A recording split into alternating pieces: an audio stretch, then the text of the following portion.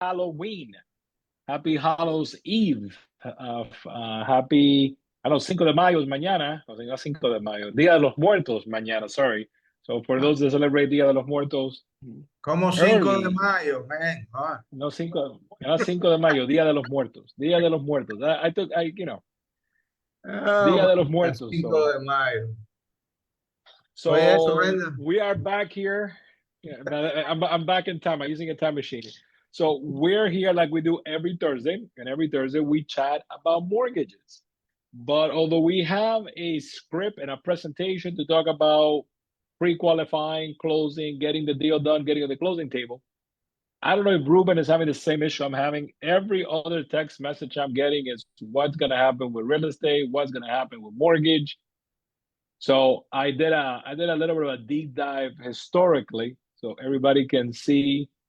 History tends to repeat itself. So I'm going to show you guys what has happened in the past. See, I have a little pumpkin in my desk. What has happened in the past? So it could be what could happen in the future. So I know Ruben likes that banter with me. See, Ruben is already drinking for Halloween. Oh yeah. So we'll get this show on the road. Robin, for those people that are joining us or seeing us for the first time online, do you want to do a quick intro? Who you are, what you do, and who's your team? Well, thank you, Ernesto. Yes, my name is Ruben Crispino. I'm the intergalactical manager of CMG Home Loans, fourth largest lender in the country. I run the Southeast Florida market. Been doing business with Canvas and Ernesto and his team for about 10 years now. Do all types of mortgages. If somebody needs to borrow money, who you need to call, whether it's residential, commercial, hard money, duplex, single family, jumbo, we're it. Our team is about 20 strong locally, and throughout the country, we've got about 2,500 employees. So big enough to help you and yet local enough to also listen to you. And sometimes when I used to play baseball and didn't play very well, my mother used to call me un muerto. So, I could be un muerto también, día de los muertos. Yeah, Lo Muerto. So let me ask you, because I'm the only Cuban that's not a baseball fan. Are you happy that the Yankees lost, or you're sad that the Yankees lost? No, I'm happy the Yankees lost. I'm a Yankee hater. I put it out there. I know anybody but the Wow. Yankees. Anybody but the Yankees. I'm not a big Dodger fan, but anybody but the Yankees. Absolutely. See, I was born in Miami in South Florida. If you guys know the history of it, we're here in the 1960s and 70s, our team here was the Baltimore Orioles. That's the only team we had. So the Baltimore Orioles are in the same division as the New York Yankees. So if you're a Baltimore Oriole fan growing up as a kid, you hate the Yankees. Okay. So Ruben, the number one question I got in this week, right? It's a very fun question. So I'm gonna open with that one. Is what happens to the housing market after the election? What's gonna happen to housing? My buyers want to wait, my sellers want to take the house off the market. What's gonna happen to housing after the election? So I went and I did a little reading about literally about that. What happens to housing after an election? So my research, I went back to 1987. I think that's as far as I wanted to go back. I didn't want to go further than that. I wanted to stretch history to have 9 elections in our data, right? So if we go back to 1987 to today, housing appreciation in the US has compounded yearly 4.84%. And I'm glad we got our S&P expert here, Leo, on the call. Leo, the S&P doesn't give you 44% compounded annually, right? Does it? And Leo muted himself. So since 1987, where most of you people on this call were not around, me and Ruben were in diapers, right, Ruben? I was chasing skirts in high school. Oh my God. Okay. So I was in diapers. So since 1987, housing in the US has had 9 elections, very different type of elections, some conflicted, some non-conflicted, some divisive, some not divisive. And through all of that, we have had a year-over-year growth and a house appreciation over 4.4%. Now, we did have, and I'm going to see if I can show you that we did have a period of time where we unfortunately had some downturns on values, and I don't know if everybody can see that, right? Everybody can see my screen. Yep. All right, so if we go back to 87, right? 90 and 91, we had I mean, I don't know if we can call that a loss of value, 0.6% and 0.1%. I don't think, and this is from Kay Schiller, everybody. This is not Ernesto's playing with Excel. This is Kay Schiller, who tracks housing values nationally for the biggest lenders on the planet. So 1990 and 91, we had, and I think as post savings and loans, and I don't think anybody knows what that is except Ruben. Yeah, So I so think that was 1991 was post savings and loan crisis. and also the massive tax reform on the ownership of commercial property that happened in 1986. So yeah. Okay. So then we have had solid appreciation. We had a small contraction, right? And then we keep going green, green, green, green, green, green, green, green, green, green, green. Then we get to 2007. Then we get to 2008, 2009, 2010, and 2011. Yes, we did have a 22% more or less loss of value nationally. But the thing is, when you look at this number nationally, it changes a lot because it changes by region. But I say this, and I don't mind saying this: we were dealing with a fraudulent system at that time, and that's what led to the hyper uh, uh, appreciation of values and the higher volume of sales. So but go back to 2012, 13, 14, 15, 16, 17, 18, 19, 20, 21, 22, and 23. So every year since 1987, when you compound it and you take into account this negative years that we had, we have had a compounded appreciation of 4.84%. So if we look and say, well, Ernesto, what's going to happen in the future? Okay, I think what's going to happen in the future, history tends to repeat itself. We will have an election. We will have somebody get elected, and I think we're reaching that what they call the soft landing that everybody keeps talking about. So if that soft landing does take place and the plane can land as good as it needs to land, I think we will maintain that 4%, that 4% appreciation going forward. What's driving pricing, right? What is driving pricing? And I'm gonna go to that one next.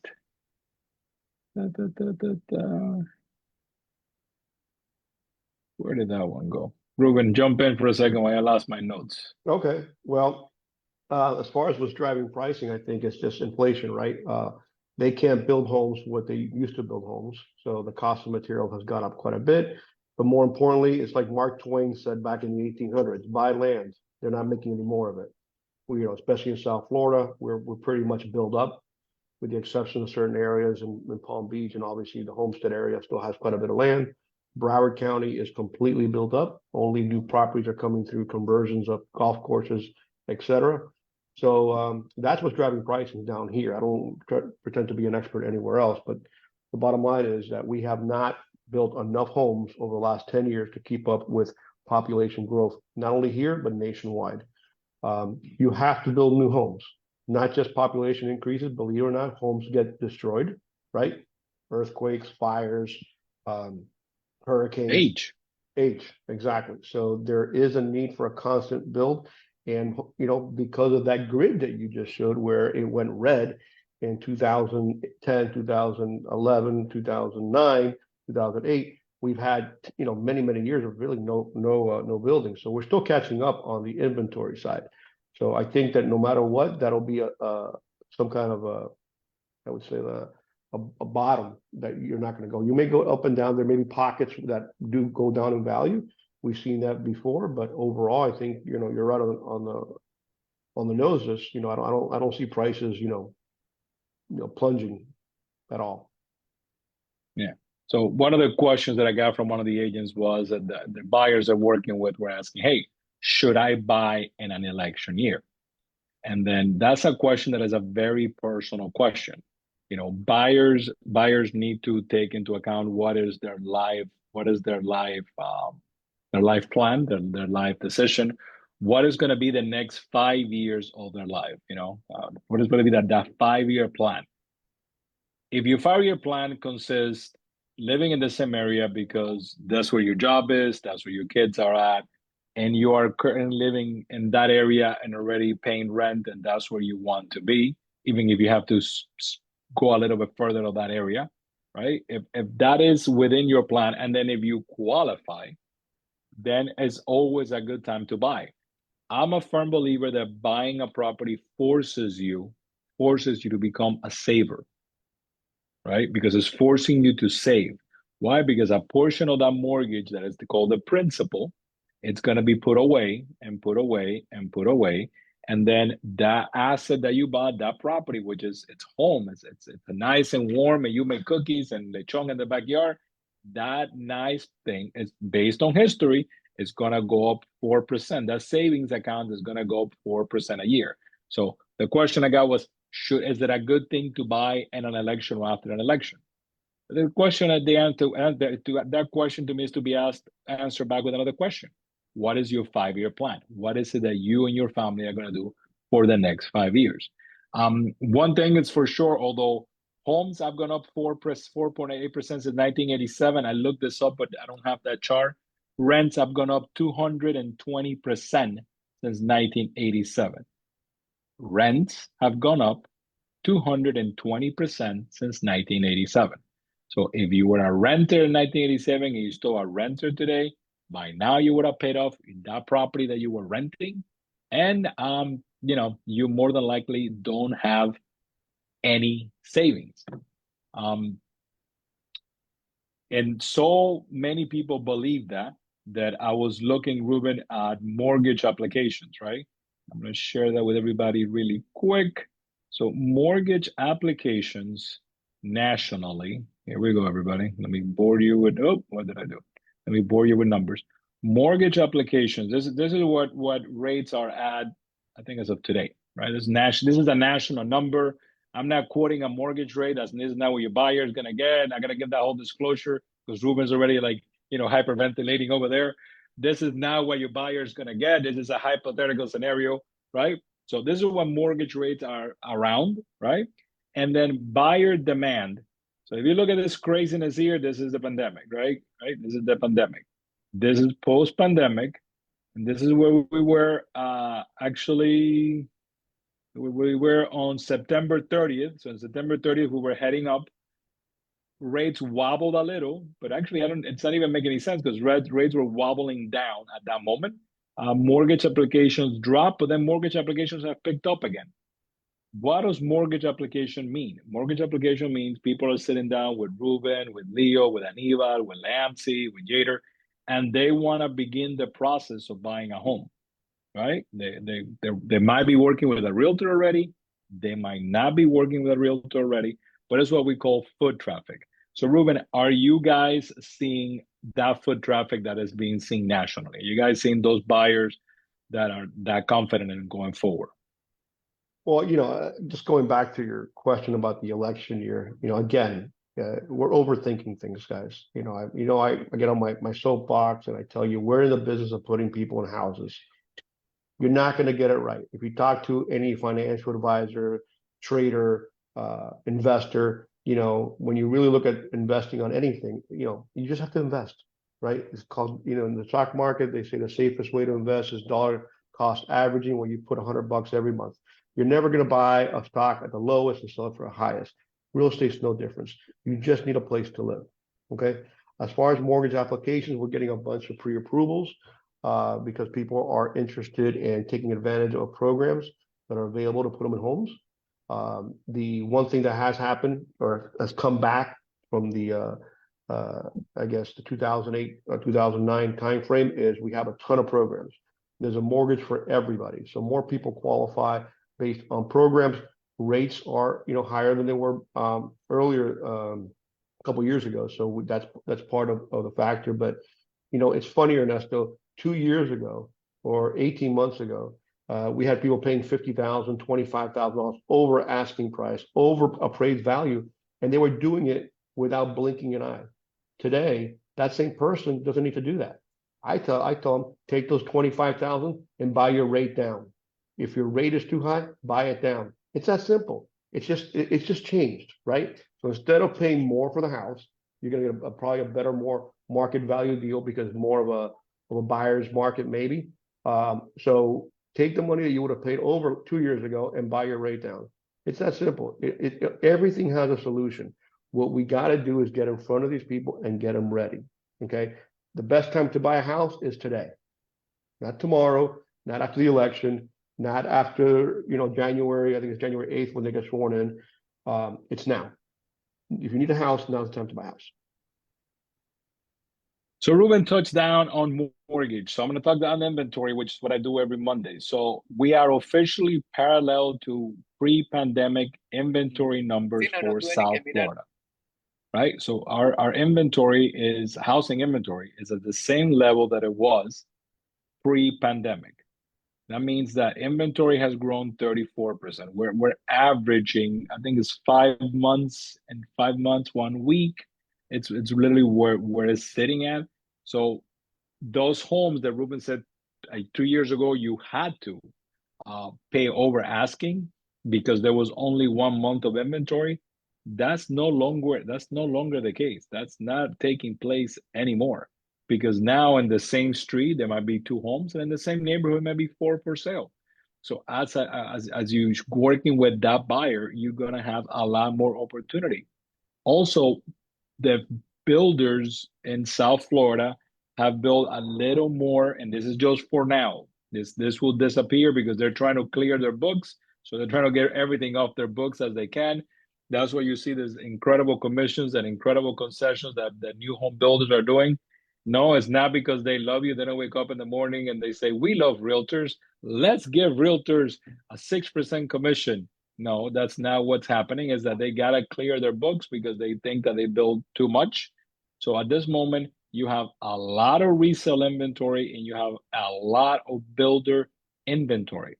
So if any buyer you're working with, I highly recommend it's within the older homes you're showing them, go ahead and show them take them a couple of new constructions so they can see what it is, where is that, where are they gonna get to, and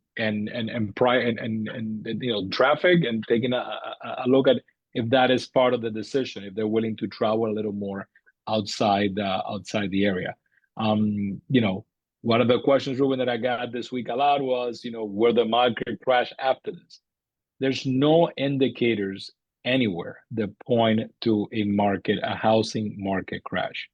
Why? Because the number one indicator has to be unemployment. Unemployment has to be north of 8%.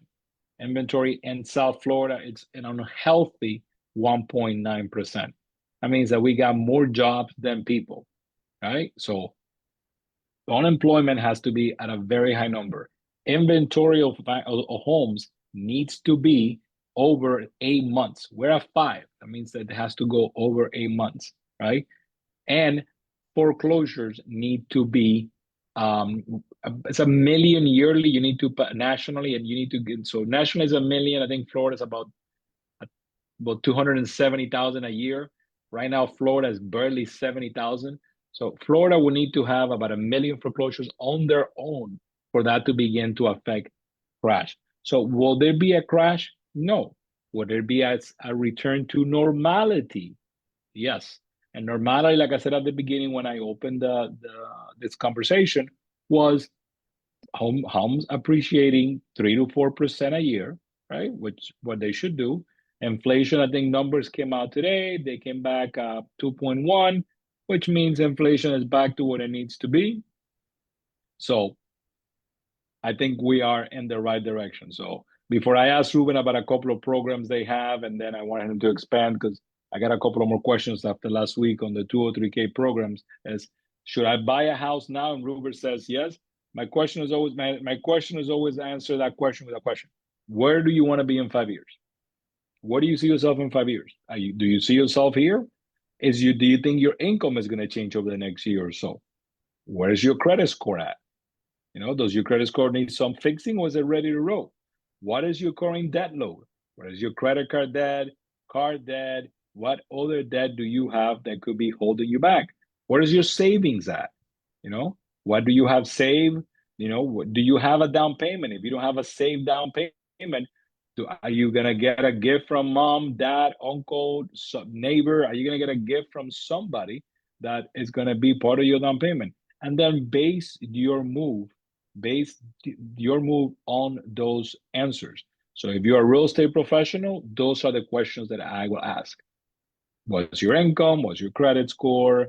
What's your current debt load? Do you have any other debt? Do you have any savings? Do you have a down payment? Base that question, is it a good time to buy now?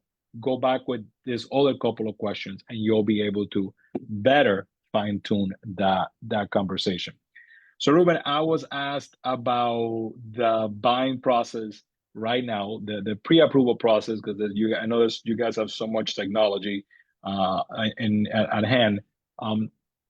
Has that expedited closing times or has it slowed down closing time?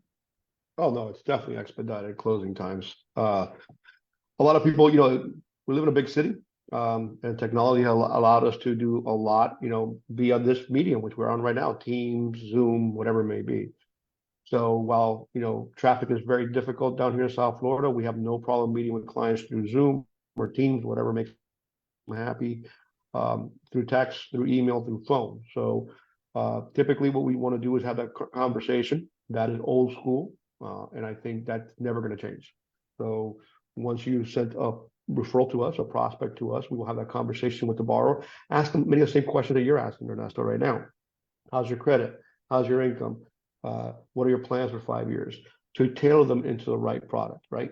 We always want to put the borrower in what's best for them, right? Not just the best home or best property for them, but also the best loan for them. Why? Because the majority of our business is referral business. So if we take care of them up front, we'll get them back in a few years when they upgrade or downgrade or whatever may have you. So that is a process. First, we take the phone call and then we ask for documentation. They can do the whole thing online. We have an app on the phone. We send it to them. They can do all the application on the phone. They can send documents on the phone. Once we have reviewed the income documents, we do have a standard pre-approval process. We have systems in place like DU and LP that we run the file through, which help us get an approval for the customer. And at that point, we send the pre-approval letter out with congratulations on what they're approved for, and look forward to you guys finding them their perfect home. Awesome.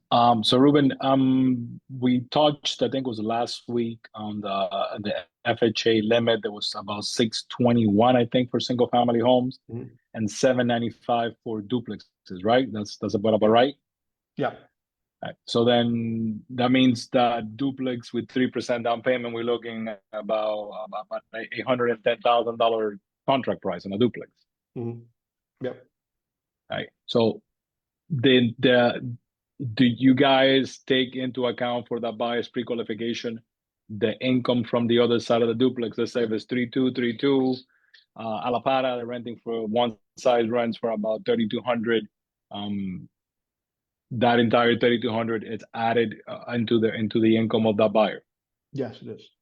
The additional unit rent will be part of the income calculation. Absolutely. Okay, and how do you guys arrive at that? Do you go by the market rent, or you guys as part of the appraisal process? For the appraisal, so an appraisal on a duplex or a triplex or fourplex is a little different. It's typically a little more cost-wise and a lot longer. So they not only give us the market value of the property, they also give us the market rent. So typically, we use the market rent that comes off the appraisal. We also ask for leases. So if it's a place that's already leased, we want the lease, and if there's any discrepancies, then we can take it at that point. But typically, we use the market value that the appraiser comes in at. Sometimes they'll rent it low, right? The tenant's been there for a long, long time, but we do use the market value. Market rent, Okay. sorry, market rent value. Market rent, okay. And then, yeah, when we go back, I mean, that was duplex. When we go to single family homes, there's a ton of single family homes right now under the 621 throughout Dade and Broward County. But Ruben, the one that I get asked the most about is the famous 203K, because a lot of homes in South Florida need a new roof. That's just, apparently it's a must. Everybody now, every insurance company wants you to have a brand new roof. Can the 203K loan be used for the buyer to get a re-roof post-closing? Yes, absolutely. I mean, that's what it's for. The 203K, there's two of them. There's a regular 203K and the 203K streamline. So the streamline is capped about $35,000.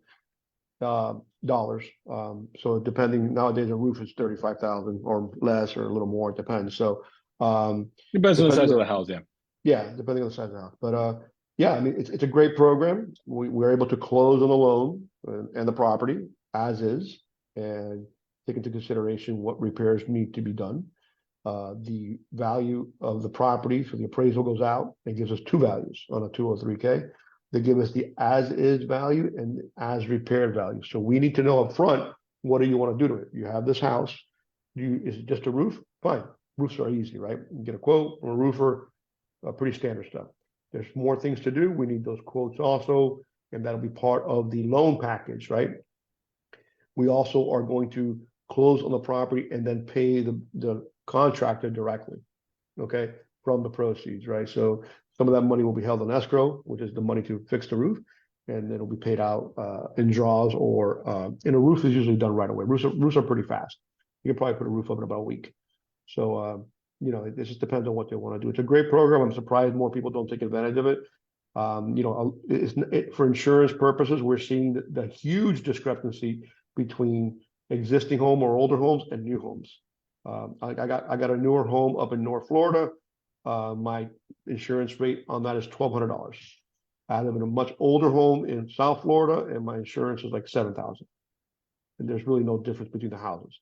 So the reality is the newer homes, or the homes that have been renovated, definitely get a big insurance break. We got to take advantage of it, and this is a great program for that. And that's FHA is obviously an FHA program. We also have a conventional program which is called Home Style. Works pretty similar. So what you save by adding the new roof, even if let's say I add 40, I mean, I'm buying something for 600, I'm gonna add $40,000 for a brand new roof. I'm gonna have now a higher debt of 40,000, but what I'm gonna save by the new roof on my insurance premium, from what I gathered from yours, what you were saying is more than what the mortgage is gonna cost me. The mortgage is gonna cost me like $37 a month. Right. Right. And again, on your primary residence, and I'm not a CPA or a tax advisor, but most of the interest You're is tax not? deductible. I'm not today. Maybe for Halloween, I'll be a CPA. But the interest on that's tax deductible. So if you're paying, let's say the rates are 7 or whatever it is, you're going to write that off on your taxes. So if if you look at the numbers, you're not really paying 7, right? You're paying 7 at a percentage rate that you get to deduct, depending on your tax rate. It's a lot less. That's one thing that people keep forgetting. Interest on your primary is tax deductible today. Okay, it's all political. So the effective rate that they're paying is not 7. If they went out and got a roof on a credit card, or went to Lowe's, right, or Home Depot and paid them, the rate's going to be 30, right? Yes. And that's not tax deductible. And you don't have 30 years to pay it off.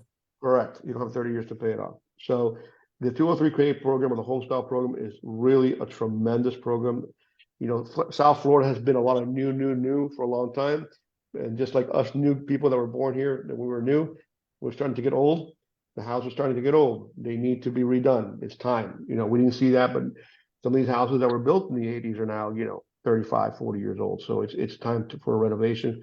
They're not going to let you do certain things on the 203K. It's got to be important or necessary renovations, roof, windows, that kind of stuff. They were asking me, is there a cap on what you can borrow? Is there Only a cap on the on only on the streamline. Only on the streamline. The cap is the max FHA. So the loan amount, including, the cost of the house, as of today, on a single family is 621. I think it's 660 or something like that. So 620. Okay, so if There's I'm no looking cap at on the something regular around stream. if I'm looking at something around 540, 550 in let's say Coconut Creek, and when I want to do roof and windows, just about 60 grand. That leaves me within the FHA limit, right? Yeah. It just the house just has to appraise on both, right? Yep. And that would not be a streamline. That would just be a regular 203K or a home style, depending on, well, we're talking about FHA, so just a regular 203K. Yeah. Okay. Yeah. No, I think that's a program that that's gonna be the darling of 2025, because we are seeing a move into the urban cores. Let's be realistic, ladies and gentlemen. Traffic, it's not gonna get any better ever. It is what it is. We're a growing city, a growing metropolis. So traffic is what it is, and it's gonna keep being this fun stuff for the rest of our life. That's what we're seeing a lot of movement into the urban core, which the urban core is older. It was built in the 70s. It's between 95 and the Turnpike, the little strip of land from Dade County North. And those are older homes that are gonna need, some are gonna need touching up and fixing up, but you get an established neighborhood, established trees, you get good neighbors, you get a better value for your buck, and you save yourself an hour each way to commute to work and back. So that was my happy Halloween, show today. Thank you everybody for joining. So no, elections are not going to change anything. And if you want any of this information that we talked about, send me an email and I'll send it to you if you have any specific client asking you. But no, elections don't affect real estate. Like I said, the only time values in this country were ever affected was because of fraud, no other reason. And there's nothing more safe and secure than the lending industry right now. Ruben, way that they can get a hold of you in case they want to give you a pocket protector for your CPA outfit for Halloween. Well, it's easy. Just, again, just call me, leave me a message if I don't pick up, or text me on my cell phone, 954-661-2790. Again, everybody have a safe and happy Halloween. Does anybody still take the kids out trick-or-treating, I guess? I don't know. Because I heard about this new thing called trunk Halloween. Have you heard about this? The cars all drive next to each other. The kids go car to car picking up candy. I don't know. It's new stuff. But anyway, be careful out there. Bring candies back to the office tomorrow is what Ruben trying to say. You're going to go out trick-or-treating, bring leftover candies over to the office tomorrow. I like candy corn. Everybody. I'm the only one. You're the only one with candy corn? Oh, yeah. My God. Okay. All right. See you later, guys. Bye.